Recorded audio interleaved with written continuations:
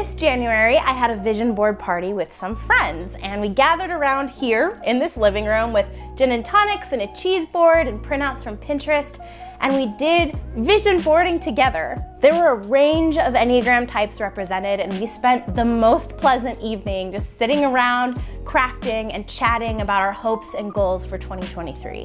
What I loved about this is it was so interesting to see the range of everybody's vision boards. A type 2 had a lot of social gatherings and like family things on her vision board. A 7's was full of travel and future adventures and like a lot of mushrooms. A 9 focused on relationship goals and getting better at tennis. There was a lot of tennis themed things on her vision board. I'm an Enneagram 3 ring 4. This is what my vision board looks like.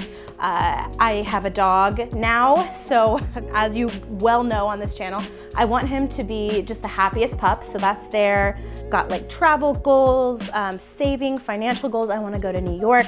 So those are the kinds of things that were represented on a type 3's board. What you're watching right now is a video version of that vision board party because guess what? Your goals are achievable and your Enneagram type can help. Let's examine how you can better meet your needs in 2023, whether that be financial goals, career goals, personal boundaries, or happiness goals. Enneagram type 1s are bogged down by what they should be doing. I think of it as this giant swamp monster who's like, I should be doing this, I should be doing that. Ones feel lots of expectations from all of the people around them. If their goals conflict with the expectations and goals of other people, they're going to defer to others. Now, don't get me wrong, type 1s are gonna be resentful about this. They might be a little bit passive aggressive, but they're going to defer to others because good people behave correctly. This is all in quotation marks. They want to be good, that's their core desire, and they're like, well, I have to live up to other people's expectations even if I'm gonna be really frustrated about it. For the reformers watching this, I have 2 pieces of advice for you. Number 1, perfection is not only subjective, but it is a cruel, cruel master. What are ways that you can be kinder to yourself this year? What are ways that you can say, look, done is better than perfect. Starting is better than perfect. I don't have to be perfect. And this is something that 1s are really good at. Can you create systems that help you pursue your goals even if things aren't perfect every time? And type 1s are so good at creating systems. So this one I really feel like 1s could excel at. Number 2, if setting aside your goals to meet other people's expectations is gonna make you feel resentful, examine that. That's what the Enneagram is for. Is there a way you can voice your needs to others? Are there things that you can delegate? Can you communicate clearly instead of suffering in silence? Let's move on to type 2s. Type 2s will drop everything when somebody else needs help. And this makes it quite difficult for them to prioritize their own goals. They could start, in January with the best of intentions to go to the gym and go for a walk every day, but when their family needs come in, when their friends needs come in, all their goals seem way less important. Like it or not, this approach takes a toll, so here are some things for Enneagram 2s to help prioritize their own goals this year. Number 1, when you're overwhelmed and frustrated, you're not helping anyone. By nourishing your own self, you are better equipped to nourish other people. What are ways that you can incorporate self-care into your routine? Is it setting aside a quiet prayer time in the morning? Is it going to the gym 3 times a week? Is it going for a walk in the mornings? What does that look like for you? Number 2, when you are thinking about your goals for 2023, go deeper than I want to go for a walk every day. You're going to want to examine the why. Why do you want to go for a walk every day? Is it because it makes your mental health better? Do you feel better able to support the people in your life? Examine the whys, so it's not just I want to go for a walk, it's hey, I want to go for a walk every morning because my mental health is amazing after I do it. I love exploring my city and I want to take care of myself. So make sure that you have good reasons as to why you're doing those goals. Type 3s might be watching this and saying, I have no problem doing my goals. I'm perfect. I'm really good at goals. Goals are my middle name. A 3's core desire is to be admired and valuable. They want people in their life to look at them and be like, wow, she's so good at achieving her goals. What a good daughter, wife, friend, person, neighbor, coworker. She's so good at everything. We love her. So with this intrinsic core desire, you can imagine how important goals are to type 3s. Where the rubber meets the road is when 3s value their goals and their achievements over their identity. 3s can push themselves to the limit, ignoring their mental health, ignoring their personal relationships in order to achieve their goal, in order to pay service to their ambition. Over time, this leads to burnout, depression, and a whole slew of unpleasant things. I have learned this from experience. So, fellow threes, I encourage you to move through 2023 with ease, meaning approaching it gradually and carefully. For me, this means closing the laptop after 6 p.m. and focusing on enjoyable activities like Animal Crossing, or reading a book on my Kindle, or watching a mind-numbing TV show with my husband, instead of focusing on, hey, what's the next thing that I have to do? What do I have to do in an hour? What do I have to do tomorrow? It's looking at your life, being grateful for it, and just being present in the moment. It's so hard. Like, it's way easier said than done. So if threes have any tips for doing that in the comments, put them there, because I also need help with this. Type 4s have a plethora of ideas. They do not have a problem sitting down and making vision boards. That's like their strength. It's, you know, creative ideas are overflowing from their brain every single day. Where the struggle is the follow through. So it's making this into reality. They'll set a goal, they'll feel super inspired by it, and they'll go for a few weeks, and then, you know, the humdrumness of reality just kind of sets in, and then it doesn't feel so important anymore, and then you don't feel so motivated to do it anymore, and then, you know, you forget about it. So, type 4s, when going after your goals this year, I am challenging you to do 2 things. Number 1, reframe your goals as a habit instead of something that you do when you're motivated. If you set a time every day to work on that goal, it doesn't have to be like an hour, it could be 10 minutes. I am spending 10 minutes a day working towards this goal. It's gonna help you overcome the days where you feel uninspired and blah. I went to a writer's workshop one time, I forgot who said this, but they said that basically they make themselves sit down at their desk and write for at least 10 minutes a day. Oftentimes they, you know, get through that first 10 minutes and they just keep going and they write for an hour, 2 hours. Other times it's just 10 minutes and they're like, all right, that's all I have in me today. They close the laptop and they go off and do their thing.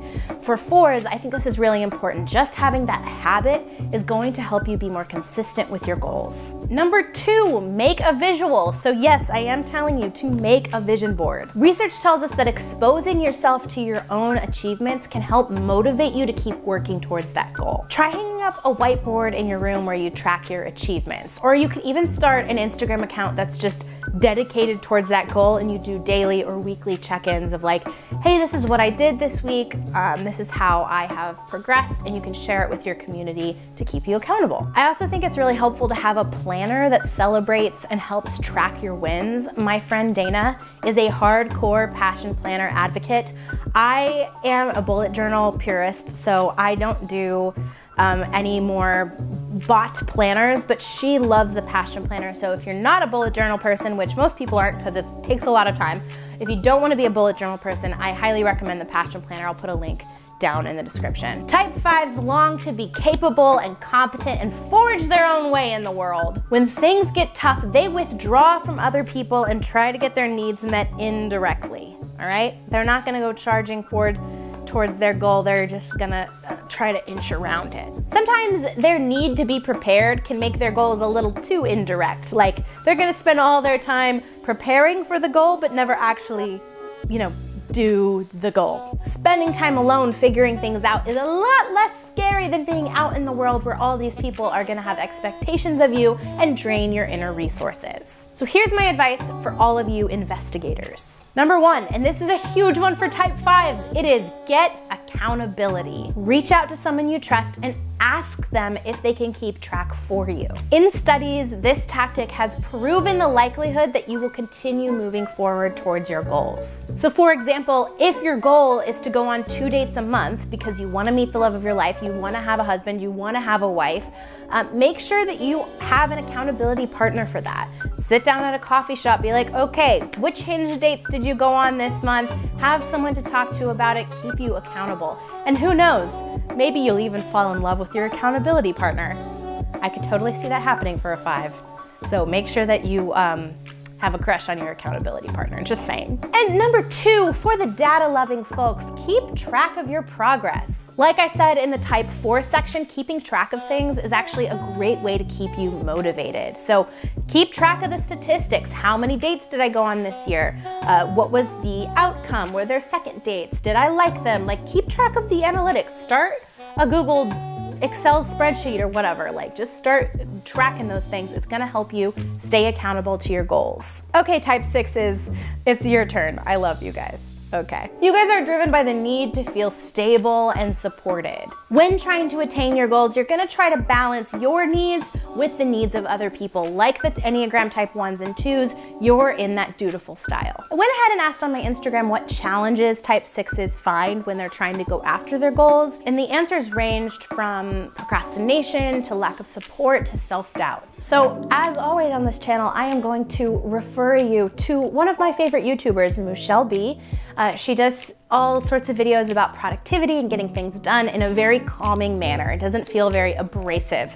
So for 6s who are like, that stuff freaks me out when I see like Gary Vee videos about hustle culture, that's not Michelle B, it's a total opposite vibe. So number 1, you're gonna figure out your why. This will help you define what success is to you and help you make choices. So like the vision board, you know, putting something onto a board, sticking a picture of a plane on a board isn't going to actually make you travel more that year, right? But it is making the distinction of saying out loud, hey, I really want to travel this year. So when the choices come up throughout the year that could lead to you being on a plane and traveling, you say yes. You start acknowledging that that's where you want to go. There's so many directions we can go in life, so being specific can really help. So that's where I find that why can be really helpful for 6s. And number 2, once you pinpoint your why, you're gonna wanna make a mind map. And again, Michelle B has a mind map video that I'm obsessed with, and I think it's super helpful. I have recommended it in a lot of videos, so I will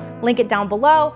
Please go watch it. It will be really helpful for you. Type 7s are motivated by the desire for freedom and satisfaction in life. 7s are often portrayed as flighty, and honestly, I will admit, I perpetuate some of those stereotypes in comedy videos, but really what that flightiness is actually overcommitment. Type 7s are incredibly enthusiastic goal-getters. Sometimes the world being an oyster can be a little too inviting. There's just too many choices. So that's where the vision boards come in handy for type 7s, because you want to narrow down what you want your year to look like, what you want your goals are, because 7s will say, I want to do all of it, but you can't do all of it. So you need to pinpoint what it is you want to do. So here is my advice for 7s hoping to bring their vision boards to life this year. Number 1, make a list of the most important things that you want to do. Find your top priority and commit to that. And the challenge here is taking things off your priority list. So you're gonna really have to look at it and say, what do I most want to accomplish this year? What is going to fulfill me the most? And you're gonna need to take some things off of your priority list. And for 7s who are cringing at taking things off of their vision board, I encourage you to think of it not like deprivation, but like a shift in focus. It's not saying, I will never do this thing. It's saying, I am not focusing on this thing right now. It doesn't mean that in the future, I won't be adding that to my top priority list. And number 2, on Instagram, I went ahead and asked Enneagram 7s, hey guys, what helps you stick to your goals? And one type 7 answered, she said, planning and putting motivational stickers all over my house. And I loved that idea for 7s. 7s are so driven by positivity. So finding those positive quotes that fill you with inspiration and happiness and make you want to keep going. Put those in your car, in your bathroom, everywhere you need them. Put quotes everywhere. Get yourself a pack of sticky notes and just go wild. Type 8s have goal in their middle name. So basically, if they want to do something, they just do it. They're pretty much Nike's dream customer. Because 8s are motivated by power and independence, assertively pursuing their goals just comes naturally to them. The struggle for 8s is when they approach goal setting with an all or nothing mindset. For example, if 8s set a goal to work out for an hour every day, but then one of those days they miss 25 minutes of it because they were running late or they were taking a nap or something came up, they will skip the entire workout because they're like, well, I missed 25 minutes, so I might as well just not do it.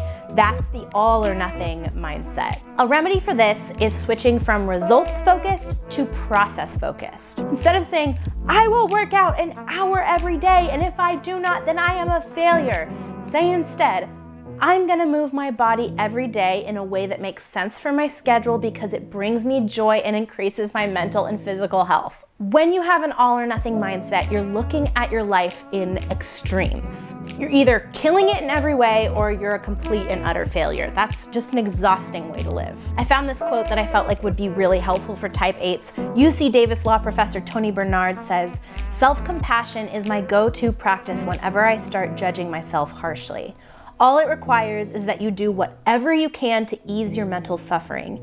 In simpler terms, it means being nice to yourself." Enneagram 9s crave harmony in the world. I mean, there's a reason they're called the peacemaker. If going outside their comfort zone might disrupt the peace, they might not even try to achieve their goals. They're gonna stuff their desires deep down, they're terrified of disrupting the equilibrium, and this false belief that their desires and needs aren't important is going to be intensified. My advice is twofold. Number one, find out what you're passionate about. Learn how you can take actionable steps towards the things that you're passionate about in your life. And then find someone to hold you accountable for those steps. Number two, a type 9, hi Maureen, sent me a DM on Instagram for type 9s, and I think it was super helpful, so I'm going to share it with you all. She said, "In 2020, I started making daily to-do lists that included household chores, people I needed to call, and mundane things that needed to be followed up on. After the item is completed, I cross it out with a Sharpie. If I don't get an item on the list done, the list stays on the counter where I can see it and add to it the next day. Sometimes it takes me 3 to 4 days to finally cross something off, but this method has been very, very helpful for me." For those who want to go deeper into the Enneagram and accomplishing goals, I have this video all about Enneagram types accomplishing goals, and it's funny, so bonus points. Thanks so much for watching, and I will see you in the next video.